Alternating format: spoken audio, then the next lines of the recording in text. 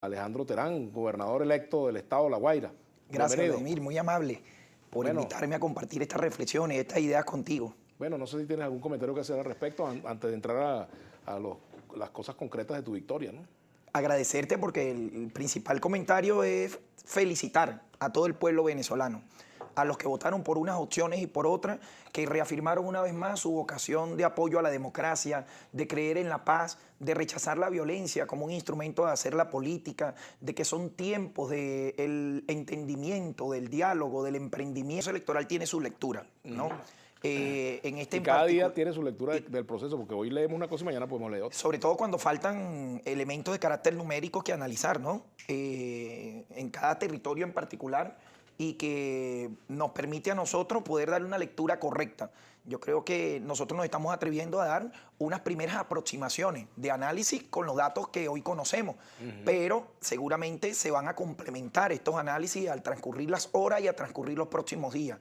Yo creo que efectivamente en el caso del chavismo, en el caso de la Fuerza Revolucionaria, nosotros venimos de un proceso difícil. Nosotros venimos de los peores 4 años que le ha tocado enfrentar al chavismo en el ejercicio de un gobierno donde se ha deteriorado la calidad de vida de los venezolanos como consecuencia, en nuestra opinión, tiene que ver fundamentalmente del bloqueo y las sanciones contra PDVSA que disminuyeron el ingreso de la República y nos ha limitado la capacidad de dar respuesta importante en materia de servicios públicos, en materia de atención social a nuestro pueblo que ha vivido las consecuencias de toda esta situación. Pero por otra parte, nosotros nos la jugamos en un proceso de elecciones internas para buscar la renovación de los liderazgos dentro del chavismo, que también eso trae sus consecuencias, porque en el caso de La Guaira nosotros fuimos 40 candidatos y candidatas a los cargos de elección a la alcaldía y a la gobernación. Y sin duda alguna, como somos apasionados los venezolanos y las venezolanas, en cada proceso electoral las pasiones se ponen de manifiesto y genera sus fracciones y genera sus divisiones internas, claro que las hay, y eso también lesiona un poquito los términos de la unidad. Ahora nos toca a nosotros reconstruir toda esa unidad necesaria, porque si una virtud tuvo Chávez, fue lograr unir a todo el chavismo en torno a una ideología, en torno a un plan de la patria y en torno a un elemento de la unidad cívico-militar. Y nosotros fuimos a un proceso electoral con un programa de gobierno, fuimos muy claros, fuimos con una estrategia orgánica del poder popular organizado en los activistas 1x10 que complementa la red de articulación y acción sociopolítica de la revolución, que es un pueblo organizado, con una movilización electoral orgánica, una gente bien organizada en cada calle, en cada comunidad, a quienes aprovecho la oportunidad que tú me das para enviarle mi sincera felicitación a eso, que aún con muchas necesidades no dejan de creer en la revolución, no dejan de tener esperanza, que son los liderazgos de la revolución venezolana, los que vamos a estar allí junto a ellos resolviendo los problemas que los afectan día a día y que nos dieron un voto de confianza nuevamente, el cual no vamos a defraudar. Y bueno, y por supuesto que todo esto lesiona la participación, pero yo quisiera cerrar este comentario diciéndote que para mí el chavismo es él y sus circunstancias y se crece. Si bien en esta elección pues no faltarán analistas numéricos, ¿no? Que saldrán a decir el chavismo disminuyó una cantidad de votos para desmeritar el hecho, todo eso. Bueno, hermano, lo cierto es que el chavismo hoy tiene más gobernaciones que antes. Lo cierto es que el chavismo hoy recuperó espacios que venían siendo gobernados por la oposición y eso también tiene que tener una lectura, porque el chavismo ganó Anzoátegui, que venía siendo gobernada por la oposición. Que por cierto, el actual gobernador quedó de tercero. Brito le llegó cerca. El chavismo recuperó Táchira, tú lo hacías en el comentario, por las razones que hayan sido, porque la oposición se haya dividido, por lo que haya hecho Ramos Alú, pero lo cierto es que también hay una valoración de una mala gestión de gobierno de una candidata que fue gobernadora por la oposición y que no estuvo a la altura del también compromiso fue sometida histórico. a muchos acosos. Mira, a él le nombraron protector, le quitaron competencia, le quitaron recursos, ahí hubo de todo también, eso hay que verlo. Yo te aseguro que fue más el apoyo que recibió. Te aseguro que fue más el apoyo y la apertura del gobierno de brindar apoyo. Ahora, si tú te dedicas a conspirar, si tú te dedicas a tumbar el gobierno, si no te dedicas a resolver los problemas de la gente, si no haces show político... bueno, el problema en el caso de Táchira, yo que conozco más o menos la región, te puedo decir que fue todo lo contrario. Precisamente los sectores que le sabotearon la gestión a David Gómez o que sabotearon su victoria, en el caso de la oposición, eran los sectores que la condenaron por haber entrado en la ruta electoral, los sectores que luego pues buscaron la manera de que ella perdiera. Bueno, Esa pero es eso la es razón. parte de lo que yo te mencionaba de las incoherencias políticas. Bueno, de ellos, precisamente. De las Esa oposiciones, es ¿no? una Parte de muestra. su incoherencia, Vladimir. O sea, aquí hubo gente que realmente no comprendía cómo es que iban a votar si durante tantos años le han dicho que tienen otro presidente. Pero ¿no? fíjate en el caso de Vargas, volviendo al estado Vargas, del estado de La Guaira, pues. Bien, ese tema del nombre sigue siendo un problema para muchos, ¿no? No, no es ningún Fíjate, problema. No digo, en realmente. cuanto a la confusión, porque bueno, la gente, X, tú sabes lo que yo te quiero decir, el estado de La Guaira. Pues. Fíjate, Alejandro, José Manuel Olivares obtuvo una votación importante, Sí. a pesar de haber estado fuera del país, a pesar de todo lo que le tocó estar fuera, en fin, todo eso. Y es importante cómo administras tú tu triunfo con respecto a una persona como él y a los factores que no votaron por tu candidatura. Eso es fundamental y es importante que tengas en cuenta eso. Y yo te preguntaría, ¿conversaste con José Manuel Olivares? ¿Te llamó? ¿Lo llamaste? ¿Tienes planes de conversar con él? Mira, lo hice públicamente, ¿no? Ayer, apenas conocí los resultados electorales, me fui a encontrar con un mar de pueblo que me esperaba en la Plaza Bolívar y mi mensaje fue de mucha humildad. Y mi mensaje fue de llamar a la reconciliación. Mi mensaje fue un llamado no solo a los candidatos de las oposiciones, sino a quienes votaron por ellos. A que ya, bueno, las elecciones habían pasado, creemos profundamente en una democracia, ya llega un nuevo día.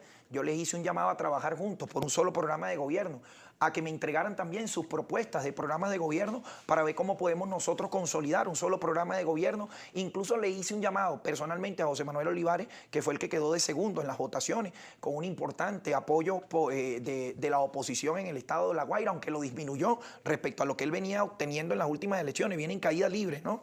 Él viene de sacar aproximadamente 97,000 votos en el año 2015, cuando fue electo diputado por La Guaira, y luego de 5 años de ser diputado no se le vieron resultados, más bien se fue del país. Luego en el 2017 vino a competir con García Carneiro, ya era la segunda vez que competía con García Carneiro, la primera vez sacó 25,000 votos, en esta segunda oportunidad disminuyó los 97,000 que había sacado en el 2015 a 84,000, y ayer no llega a 65,000 votos José Manuel Olivares. Sin embargo, bueno, eso es algo importante, fueron 65,000 personas, guaireños, que creyeron en él, oposicionistas al gobierno. Yo no creo que tanto hayan creído en él, yo creo que simplemente es la oposición, que es oposición contra nuestro gobierno, y a ellos les hice un llamado, y a él le hice un llamado. Yo primero quiero felicitar a José Manuel Olivares, sinceramente, quiero felicitarlo, porque ha madurado políticamente, porque decidió inscribirse en el camino de la democracia, abandonar los tiempos de la guarimba y de la violencia.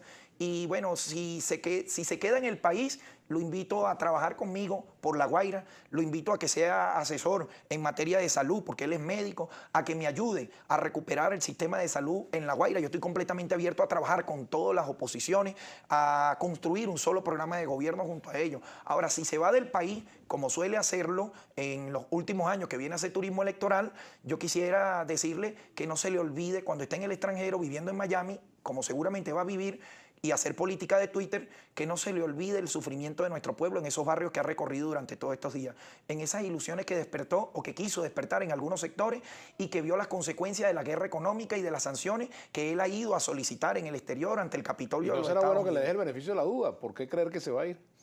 Bueno, porque ya por ahí me han dicho que tiene pasaje comprado, ¿no? Amigos en común que tengo. Y que además ya lo he hecho 2 veces anteriores. Yo quiero invitarlo a que se quede. Yo quiero invitarlo a que se quede, pero además quiero invitarlo a que trabajemos juntos. Yo creo que hay que romper paradigmas.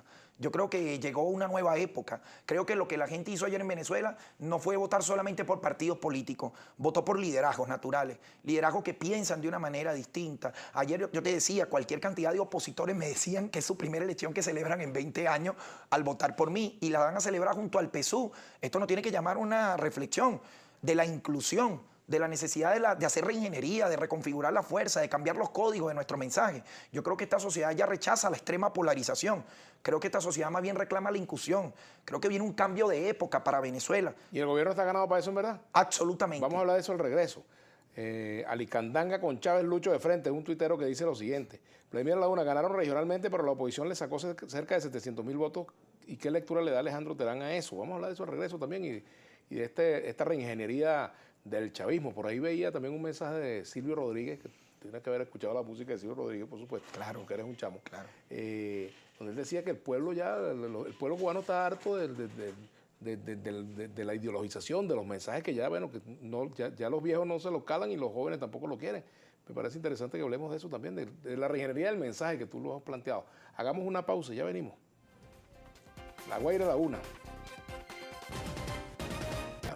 Aquí hay otros comentarios. Vamos a ver. Saludos. Los depositarios del Poder Constituyente Originario 347 de la Constitución enviaron un mensaje a la dirigencia del PSUV y de las oposiciones. El mío es que debemos luchar contra el dogmatismo y el reformismo y darle vida a la Constitución de la República Bolivariana de Venezuela.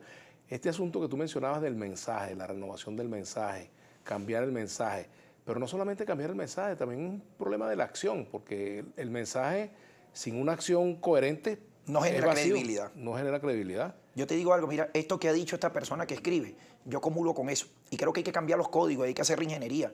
Nosotros hasta ahora hemos logrado niveles importantes de unidad y creo que uno de los legados fundamentales del chavismo tiene que ver con la unidad cívico-militar, ¿no? La unidad del pueblo y la Fuerza Armada en función de alcanzar estabilidad política, la paz y desarrollo. Yo agregaría un nuevo componente. Yo diría en este momento unidad cívico-militar, comercial y empresarial. Porque yo quiero hacerle una invitación, que es algo que a veces en la acción lo incluimos, pero en el discurso lo excluimos, a todo el sector productivo de este país, a todo el sector productivo en el caso de La Guaira, que le he hecho un llamado, 4 años de alcalde, más de 2.500 nuevas licencias de actividades económicas, facilitarle taquilla única, acercar los servicios tributarios a la gente, estimular el empleo.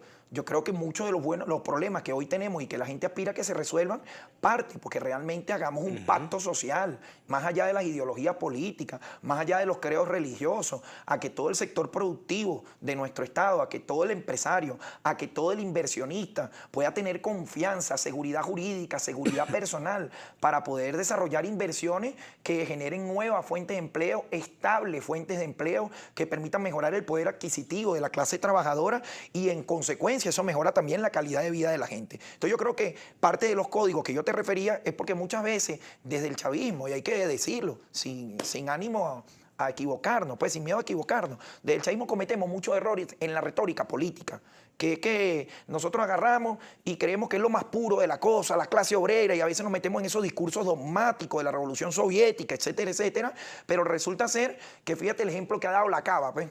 En Valencia, en Carabobo, que ayer tuvo un triunfo contundente. Un tipo que se ha atrevido a romper códigos, que le ha hablado a todos los sectores. Bueno, yo creo que la sociedad aspira, Vladimir, más allá hoy en día de que si chavismo, que si oposición, la sociedad aspira que los líderes nos pongamos a tono con las necesidades de la gente. Te voy a decir como me dijo Tarek William.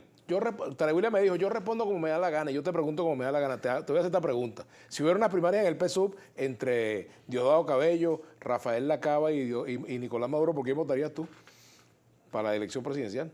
No, bueno, sin duda alguna que votaría por Nicolás Maduro, nuestro líder, nuestro presidente de la República. ¿Y si Maduro decide no competir, por ejemplo, y compiten Diosdado y Rafael Lacaba? No, bueno, ya llegará el momento bueno, de tomar las decisiones correspondientes. Así Lo bueno es que la pregunta tuya parte de un supuesto en el cual en el chavismo siempre hay democracia interna. Y eso es muy importante. Los chavistas siempre vamos a ser consultados, vamos a encontrar el método que nos permita seguir garantizando la unidad en torno a nuestro liderazgo ideológico, Hugo Chávez, y líder espiritual, y por supuesto a nuestro líder indiscutible, que es el presidente de la República, Nicolás Maduro Moro. Javier Vida Santana, ¿podrá preguntar al gobernador madurista en La Guaira si él aprueba los salarios de $1 por mes? ¿Hasta cuándo tal discurso? No, yo creo que hay que recuperar el poder adquisitivo del salario. Y por eso es que hablo de la unidad cívico-militar, comercial, empresarial. Porque no solamente lo vamos a recuperar desde el gobierno, que ha perdido la capacidad del poder adquisitivo por las sanciones y el bloqueo, sino que lo tenemos que recuperar a partir de las inversiones también particulares que se hagan. Hoy casi todo lo que están invirtiendo y desarrollando sus inversiones, como están vendiendo sus productos en divisa,